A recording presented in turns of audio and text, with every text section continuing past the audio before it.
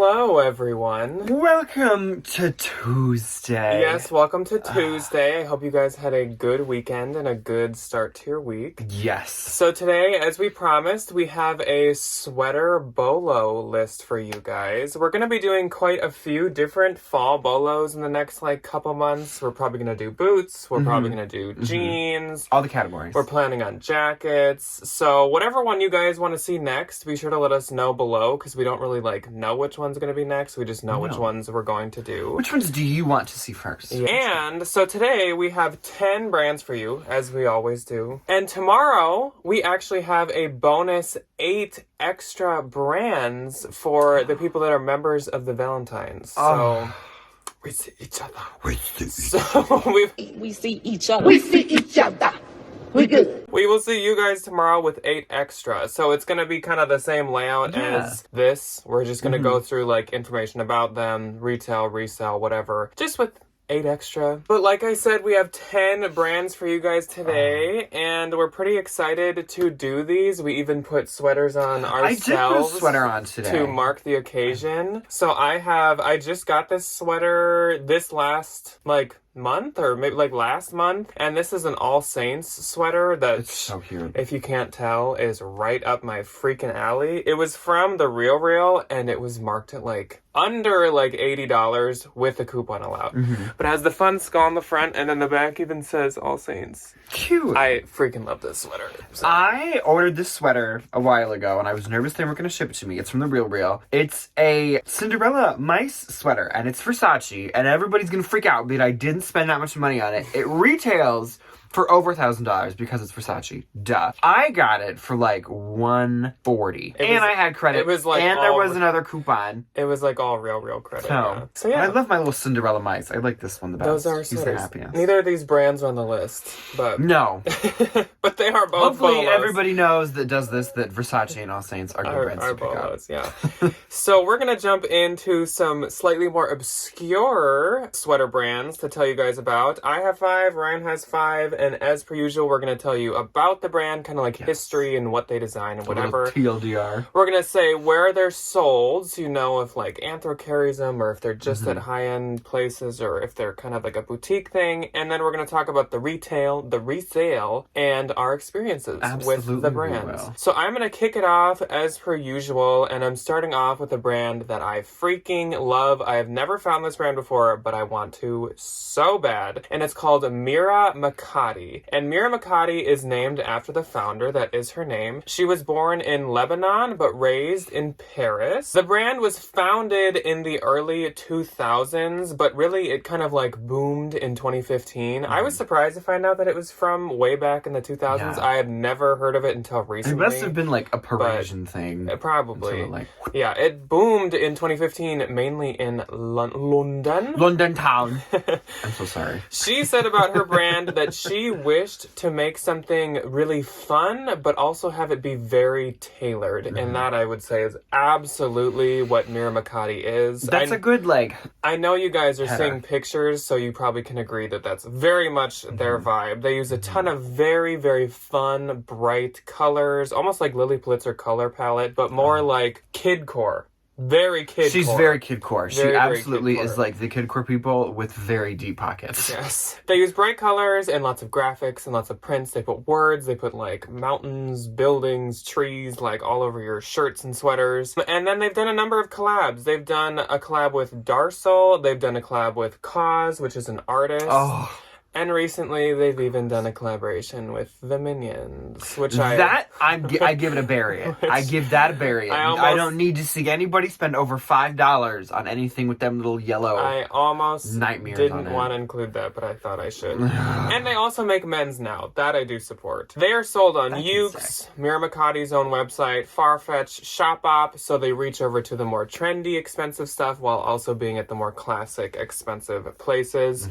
But a lot of online. Honestly, I don't think there's a ton of department stores. And their retail for a sweater, we are talking sweaters here. A lot of these brands make other things besides sweaters, but when we talk any prices or anything like that, we're talking about their sweaters. Mm-hmm. Retail is $300 to $700. These are She's some kind of pricey. pricey sweaters. Her suits are also very, very, very expensive. Yes. And the resale on the sweaters is about $100 to $250, but there's not a ton of comps, so I would start very probably high, honestly, if you ever found one. Yeah, okay, so we're going a step down for this one. So the brand that I'm going to talk about is Marine Layer, and I feel like this is one of the ones that people may have kind of like heard through the grapevine or maybe found a piece by them in the wild at some point. So it was started by a guy and his wife was like, you have to get rid of that nasty t-shirt, and he was like, no. So he, in true American fashion, founded a company. He wanted to make the classic, like, broken-in t-shirt, so he decided to sell them in a van in California with a friend of his, which, again, is very, like, the American dream. Fitting for the vibe. Very much so. So, yes, it's very coastal if you see it. It's very, like, relaxed, like, West Coast, very kind of, like, upper middle class kind of a vibe. Their sweaters and their knits have garnered a ton of, like, cult followings. People love them. I know they're very popular with, like, teachers. They wash really well, which I've heard through the grapevine is very nice. They have a respun program, which I thought was super cool, and they don't limit it to like just their stuff. So sometimes when you have brands that are like, we recycle, they only recycle like their brand of items. So like if you have a Versace t-shirt and they're like, we're gonna recycle it, they'll only take Versace t-shirts, you know? So they don't. They like will recycle anything if you bring it to them, which is super nice. Oh. That's where I was going with that. Yeah. So they're sold at places like their own website, obviously, Nordstrom. They've done collabs with like Madewell. They've had pieces on the Madewell website. They do kind of like any of your like upper kind of like price range department stores. They're on a ton of the online places like Yuke's, Essence, a few of the other ones just to kind of like... I know in bigger towns they have little shops of yes, like their own. And they do have like standalone Marine Layer stores. So the sweaters aren't like super expensive in terms of like a nice retail sweater. They're pretty affordable. 90 to 150 is kind of what I was seeing. And then the resale, it's more of like a bread and butter kind of a situation. Like 35 to 80 depending on like if it's newer, if it's what kind of material it's made out of. Because some of their cotton stuff doesn't retail for a ton, but as you kind of like the linen blends and the cashmere blends and all that can be a little bit more expensive. We've each had it like a couple Yeah. times. Yeah, it's not extremely high end, but it does well. It's bread and butter. Yeah. People really like it and they're willing to pay up a little bit for it, Yeah. but not that much. Next up for me is a brand called Paloma Wool. Paloma Wool was founded by Paloma Lana in 2014. A lot of these brands that I'm covering like popped off in like 2012 to 2015 era. Paloma Wool focuses on sustainable and local production. They make pieces that are meant to be beautiful yet simple, and they claim to not follow any industry trends or seasons. Like they just kind of like slowly release stuff throughout the year, like a piece at a time. Oh. And they say they don't follow trends, but I will say I was like looking through their stuff and they had like the ruching, they had like sheer and mesh. So I was like, I don't know if you don't follow any trends, but maybe you don't like totally stick to them. I don't know. Interesting. They do frequent collaborations with local contemporary artists too, so they don't do like multi-brand collaborations. They like collaborate with I love little that. artists. I'm 6'2". I'm like a behemoth of a human being. And they mix a lot of colors. Like they'll have some like funky tie-dyes and stuff, but then they'll also have some very toned down, like just singular like black, cream, or white pieces. So they have like quite a variety of prints and colors. They're sold on like Essence, Garmentory, Shopbop, and Nordstrom. So they have a little bit of... Whatever happened to Garmentory? Are they still like a thing? Yes. So once again, kind of mainly sold on like the online sites, but I think they have a little bit more in-person footprint than Mira Mikati. The retail on their sweaters, which actually surprised me, it's lower than I expected. I thought they were like a luxe brand, but their retail for sweaters is $125 to $200. But here's the kicker. The resale on them is $150 to $225. So you see how that is higher than the retail. So I'm thinking that they must do kind of like limited, maybe releases. And I was looking at their sweaters. They're really, really fun. So I'm sure once they're like kind of sold out, people want that. People want the sweater. specific one. There's like this swirly one that I'm sure you guys have seen up here. Really cute.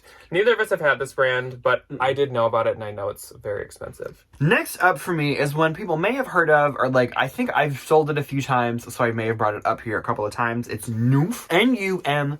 PH. I thought it was German, but it's actually Dutch. It's very Danish. Founded in 2006 by I couldn't find who. They're kind of elusive, those Danes. Whimsical, colorful. They love to embrace dreams, creativity, and personalities, which I think is adorable. Some of these website like catchphrases they use, y'all. We like, read y'all some need of the, another digital marketer. a lot of the like really quotes we don't even write down because it's like, wow, now that is a stretch. Really interesting how they tend to put a spin on this. Anyway, they have a focus on shape. They love hand-drawn prints on very traditional styles. So it's like a really basic cardigan or a really basic like crew neck, but it have this crazy, as you can probably see, print, color, shape, pattern, whatever. They're sold on their own website. They do a ton of like specifically licensing to like boutiques or like boutique companies. And they did have a very popular Anthropologie collab. I don't think the collab is like up and running anymore. I think it was kind of like a limited time thing a couple years ago. But if you're going to find any of these Nümph pieces, it's most likely going to be one of the Anthropologie pieces. On the website, it was in euros. So please correct me if I'm wrong. It was like $30 to $80 according to my very shoddy math. And they resale about $30 to $60. I feel like Nümph is one you'd be most likely to find. You will most likely find a Nümph for marine layer. Same with marine layer. But next up, we're moving on to one that's quite different from all of these. This is actually a vintage brand, and we don't really talk about like vintage brands on BOLO lists, I feel like, very often.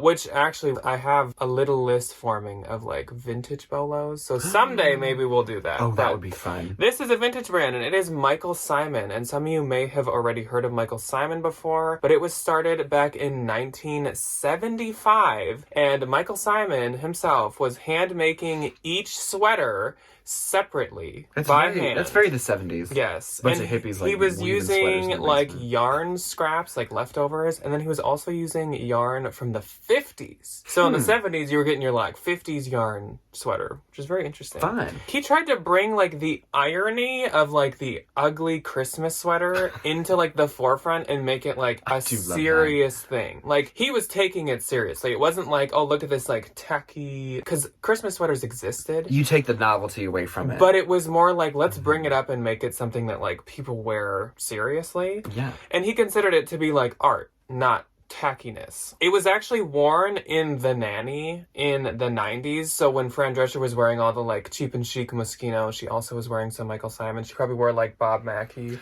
Which like low key is the 90s fashion. Michael Simon reminds me of Bob Mackie quite a bit. He worked with a lot of art school students on his designs way back in the day, and he is now retired, and he's actually looking for like the right person to take over his brand. So that's kind of cool. I think so if you're a sweater designer, you better give I think Simon he's a call. Pretty particular, which I totally get. If you built up something from the ground up, like, I get it. I know that he was sold in Neiman Marcus back in the day. I'm not sure where else he was sold. I think he was, like, at higher end department stores. Retail prices, since it's vintage, obviously I don't really know what they retailed for. Probably like not much in terms of inflation. But the resale for them is about $40 to $75, and if you have rarer ones, I'm sure you can get even more than $75, because there are, hundreds of different designs. So many different designs. Hundreds and hundreds, and you are hardly ever going to see two of the same. Ryan and I have at least had quite a few. I've had a couple. I've definitely had a few. Not even similar in any way. Nope. They're similar in tackiness level. You know when it is one because they're these like little neon lights that like stick out of a sweater rack at a thrift store. I've had one with stars bursting all over it. I've had fish all over them. You've had bunny rabbits. I did have one. There was a cute little Easter bunny butt on this little pocket. That was really cute. Yeah, they're fun. I really like them. They're cool. Okay, so next up for me, complete and utter polar opposite end of this spectrum. Michael Simon is like capital M maximalist, and Miss Bryn Walker, our next brand, is Miss capital M minimalist. What a complete opposite. I feel kind of bad. I literally couldn't find anything about her on any corner of the internet. Or him or her, Bryn Walker. There was a picture of a man and a woman, so I don't know if it's like a husband and wife or like a female-male design duo. They do not exist on the digital sphere, which is fine. Which is fitting for them. For like a lag and look minimalist. It is very fitting. To not have a big like E footprint. I literally couldn't find anything. Like, I found that they were founded in 1992, and they were both Berkeley students. So it was. So it may be two. Okay. Yeah, founded in Berkeley, California. So, like, I don't know. But they do have this fun little thing called Pacific Cotton, if that ever rings any bells with people. So it's owned by Bryn Walker, just to, like, set the stage. It is their, like, ethical cotton company that they own, that they use to make all the Bryn Walker stuff. So they own Pacific Cotton and Bryn Walker. It's sold literally only on the Bryn Walker website. There are 6 stores. I don't know where they are. Couldn't find locations. You just have to kind of wander into a forest. Yeah, I was gonna say, you just put on a Bryn Walker piece that I don't know how you're gonna get and find one of those stores. Anyway, and like boutiques. Put on some like... And this is funky. So this is kind of weird. They only license themselves to 1,000 boutiques at a time. That's it. So to add a new one, they have to like chop. Someone gets chopped. So it's like super hard to become a Bryn Walker vendor because the boutiques have been, like, these people have been with this company since like 1992. So we have one in the Twin Cities. It's called Fabish's. It's the Lag & Lick store. And on the Fabish's website, where I found most of this information, they've been selling Bryn Walker since 1995. So do with that information what you will. Pricing, it's kind of like interesting with like knits in particular. They go from like $150 to like $400. No rhyme or reason. There was cashmere pieces that were like at the lower end, and then there were cashmere pieces that were like up in that kind of like $375 to $400 range. There was cotton pieces that were in that like $100 range, and then there was cotton pieces that were like in the $400. So there's literally no rhyme or reason or logic or anything. Bring your linen cardigan outside, and whichever way the wind blows is the price that you will mark it at. As a business model, it was kind of infuriating. Personal experience, because like it's kind of all over the board in terms of like resale. I usually mark the knit stuff at like 50 to 75, and I hope it sticks around that like 40 to 60 kind of a dollar moment, like somewhere in there. That's you about know? the But same. again, like everything is a massive ballpark. So like if the wind is blowing you to price that sweater at $200, Mother Nature's telling you some price at $200. You know, and some will sell super high, and some will not. Some you know? will get an offer of $35. So, but it's a bolo. Yes, Get it's it if you very, see it. very, very Get sought it if after. you see People it. do love to pick it up. Next up, we are moving on to a brand called Kule. And no, this is not Kuhl outdoorsy cool. This is a brand that is spelled Kule. So at Kule, they say we create classic clothes with a happy wink. Not really sure what that means. Don't wink at me. Don't do that. The father of the founder had his own like clothing line called Happy Legs, and that inspired That's adorable. that inspired her to like kind of carry on the like we work in the clothing industry situation. So she in 2001 started a luxury kids brand called Kule, Kule. She then moved on actually from Kule to work in the kids section of Brooks Brothers, which I thought was very interesting. But after that, she came back and she's like, you know what, Brooks Brothers, toodaloo. I am gonna relaunch Kule, but I'm also gonna make women's clothing now. So I think of Kule as kind of like a J. Crew Madewell vibe, where you take definitely a very business appropriate, like go to work piece, and you just add something like a little fun to it. Like it's stripes, and then there's like whales kind of like jumping through the stripes, or like it's a cable knit sweater, but like each little cable knit has like a flower in it. So it's Cute. very classic with just a hint. sprinkle of fun. So they are sold at Bloomingdale's, Bergdorf Goodman, Shop Bob, and also they have been sold at Anthropologie. I don't think very much has, so if you find it, it's actually probably not from Anthro, which is a good or bad thing. I don't know. And yeah, it kind of reaches from like the classic department stores, but also over to more of like the fun money stuff. The sweaters retail for $200 to $375, so they are quite expensive. And they resell for about $100 to $250, once again, depending on like the rarity and how fun it is. And I've had Kule once, and it sold very fast, and it was a very cute, like checkered floral sweater. I have never found it before, but I did know it did very well. Yes. Okay, so next up for me, again, we are like ping-ponging with these bolos. We so really are. The next one for me is Dale of Norway. As you can tell, we have no order. No. Like set. I feel like people definitely know about this one, but not in like a resale context. It's because like those are the sweaters that your like very painfully Norwegian family owns and uses like me. So I'm 50% Norwegian, so I grew up with the cultural consciousness of like Dale of Norway sweaters is the like you've made it sweater. Prestigious. It's not a Birkin in the Jones household. It's a Dale of Norway sweater. They were founded in 1879 in Norway. Wow. The town, don't even ask me to pronounce it. It's an S and a W and a J and a Backwards O and R. a Q and there's a little dash going this way and anyway. And they are interesting because they have like the historical mill and then like for tours and stuff, and then next to it is the like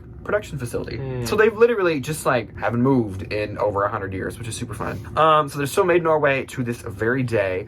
They, interestingly enough, have made every single Winter Olympic sweater for the athletes since 1956. Wow. Which is super fun. So those are like primo money if you find an Olympic Dale of Norway sweater or any of the like championship skiing, whatever sweaters. They're very, very, very expensive. They retail for about $200 to $400. The Olympic ones, somebody said they were about $1,000 a piece because they're like hand woven by like the family. The original, yeah. Who they resurrect the ghost of Mr. Dale and he knits them. And they resell for about $200 to $300. They have a very, very, very close gap from like resale.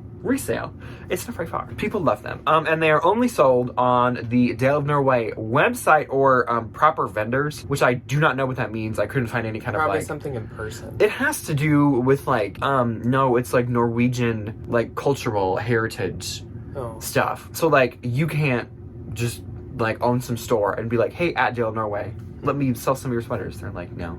And we've both had Dale of Norway before. I have one right over here that I have to list. I've actually had it a enough. handful of times, and I feel like when you find it, it's most often vintage, which, with how long it's been around, makes sense. Yeah. But I have found a more modern one, too. They all do good. They do amazing. All of it does they really do well. So good. Yeah, even, and that's one of those brands where even, like, with holes or, like, with some stains, like, people... I think it's just such a like cultural thing that people just want. Yeah. They just want to do Norway sweater. So on to another brand that you can sell with holes. Yeah. Icebreaker. Some of you might have heard of Icebreaker. Icebreaker is very similar to Smart Wool, but Icebreaker puts like more of a focus on being sustainable merino wool. I'm not saying that Smart Wool isn't. I don't really know, but they don't they don't put such an emphasis. Whereas like Icebreaker's like, we are sustainable. They're just not as public with it. Yeah, but they're super similar to Smart Wool. All the pieces they make are like dupes almost. I don't know who did them first, but they're very similar. The founder was actually 24 in 1994 when he started the brand, and he started it by just like not knowing what to do in life, and then he met a wool farmer and he's like, okay, that sounds fun. So they have extremely strong relationships with their merino wool raising like farms, which makes sense since that's kind of like what they were built off of. They started in New Zealand, and then in 2003 they went more global and they started to produce in other countries and stuff like Japan and some European countries. They make men's, women's, and kids. They're sold at REI, Moose Jaw, and Mountain Steels. So if you can't tell, they're sold at more of those kind of like outdoorsy hiking Patagonia type places. What God's name is Moose Jaw? I don't know. I don't know, but when I find like ibex and stuff, Moose Jaw. I've never heard of that one. So they retail the sweaters from Icebreaker retail for about $150 to $250. I'm sure there are some slightly more expensive ones, and the resale is $45 to $100, which is very similar once again to Smart Wool. Just very like a mirror. Company. So my final one on this list is Allude cashmere. I have found this one myself and I sent it into the Real. They are a German company, which I didn't know. The founder's name is Angela Karg, and she looks like she looks like your typical little German lady.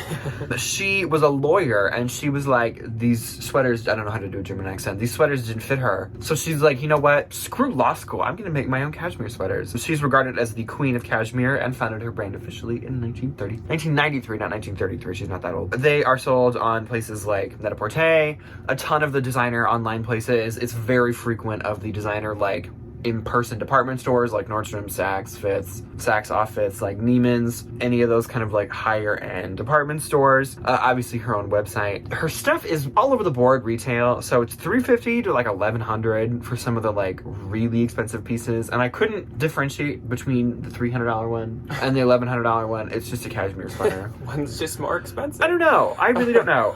And the resale on this one is definitely not super comparable to like the retail. Some of them are selling for like $50, some of the newer ones. I think that's the big kicker with Allude is like, is it newer? what kind of style is it, what color is it. That was a huge one in terms of like resale. It can go for about $100. Yeah, I have had Allude once, and I actually did sell it myself because it was this really cool, like, it had holes all over it, like intentional holes. Yeah. And it sold for $100 quite quickly. That was really cute. But I know that you can't count on that like every time. It is definitely still a BOLO. The Real takes it, and it does do well. Mine on the Real, it was just plain blue, like long sleeve cashmere sweater. They priced it at like $150, if I'm not mistaken. It's definitely it sold really quick. Like I made $50 or $60 off of it at the end of the day, which was a good deal. It's definitely still a BOLO, and I would even get it at like a normal thrift store versus like I paid $4, $5, $6, $7. Basically all of these, I would definitely. They're not solely a bins pickup. Like I would definitely pick up pretty much all of these. Like I would pick up all these like at a normal thrift store. So let us know below. Have you had experience with any of these brands before, or are there some like amazing sweater brands that we should be including and we did not? Yes. And for those of you who are Valentines, we will see you guys tomorrow to do 8 more BOLOs. We're gonna go film that right now. Yes, we are. And I'm not gonna change. For the rest of you, we will see you guys on Thursday. At least I will see you on Thursday, but possibly both of us will see you on Thursday. Yeah, we'll see what I'm for doing. a bins haul, because I'm gonna go to the bins tomorrow, and I'm very excited. Wish me luck. I have to go to work. And so we will see you guys on Thursday, and then Friday on the second channel, and then Saturday as well. So we will see you then. Goodbye. Goodbye.